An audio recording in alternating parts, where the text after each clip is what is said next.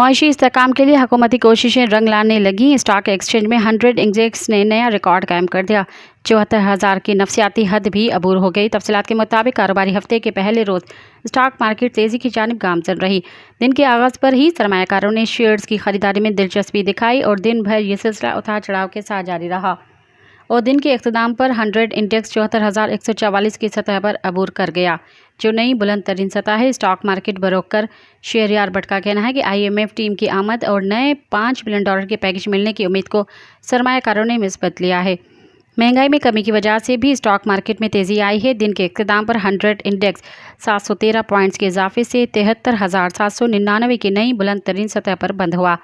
आज 385 कंपनियों के 72 करोड़ शेयर्स का कारोबार हुआ, जिसकी मालियत 25 अरब से ज़ायद रही। मज़ीद ख़बरन ऐं तफ़सीलात लाइ विज़िट कयो असांजी वेबसाइट www.awamiNewsHD.com ऐं ॾिसंदा रहो अवामी न्यूज़ HD।